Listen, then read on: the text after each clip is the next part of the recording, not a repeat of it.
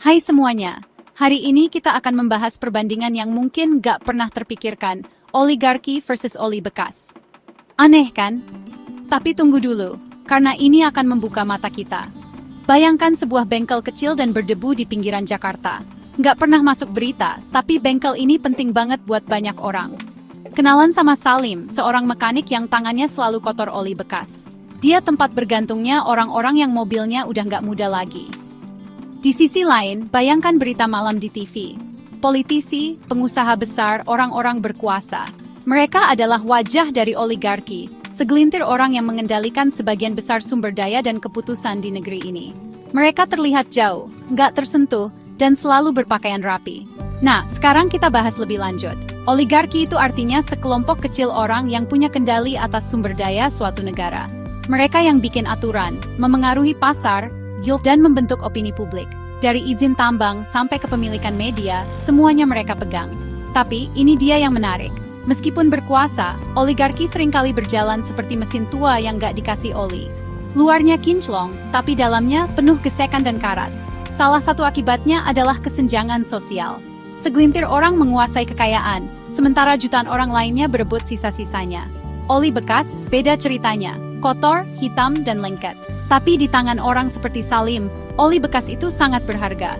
Oli bekas membuat mesin tua tetap hidup, jadi solusi sementara buat mereka yang nggak mampu beli oli baru.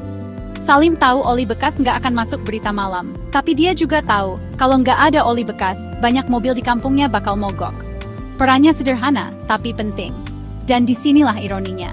Oligarki menghindari kotornya kehidupan nyata, sementara oli bekas justru merangkulnya. Oli bekas itu fungsional, jujur, dan penting untuk kehidupan sehari-hari. Suatu malam, Salim duduk di bangku kayu di depan bengkelnya. Dia membaca koran bekas tentang pejabat yang korupsi triliunan rupiah. Dia bingung. Kok bisa ya? Ada orang main-main dengan uang sebanyak itu, sementara dia harus nabung berminggu-minggu cuma buat beli kunci pas baru? Salim gak marah. Dia gak mengutuk sistem. Tapi dia bertanya-tanya, sebenarnya negara ini dijalankan oleh siapa? Oleh orang-orang berkuasa, atau oleh orang-orang seperti dia yang menambal kekurangannya. Sementara itu, para oligarki tersenyum di depan kamera. Mereka membuat aturan, membentuk opini, dan menentukan siapa yang boleh bermain di panggung politik. Buat mereka, oli bekas nggak penting. Yang penting itu merek, modal, dan kendali. Tapi mereka lupa satu hal. Mesin nggak akan jalan cuma karena pemiliknya kaya. Mesin butuh pelumas. Dan dalam kehidupan nyata, pelumas itu seringkali berasal dari kerja keras dan kecerdikan orang-orang biasa seperti Salim. Jadi, oligarki versus oli bekas bukan cuma perbandingan yang aneh. Ini adalah metafora untuk pertarungan diam-diam antara kekuasaan yang jauh dan realita yang nyata. Antara mereka yang mengendalikan dari atas, dan mereka yang menjaga semuanya tetap berjalan dari bawah. Di dunia yang lelah dengan retorika, mungkin sudah saatnya kita menghargai hal-hal yang praktis, meskipun terlihat biasa saja. Dari tukang tambal ban pinggir jalan sampai pedagang kecil, merekalah yang membuat roda kehidupan terus berputar. Pada akhirnya, kita mungkin gak harus memilih antara keduanya. Tapi kita harus menyadari siapa yang lebih berdampak pada kehidupan kita sehari-hari.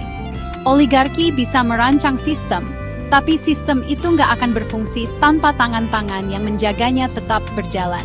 Baju Salim yang kotor, oli nggak akan membuatnya masuk dalam daftar orang berkuasa.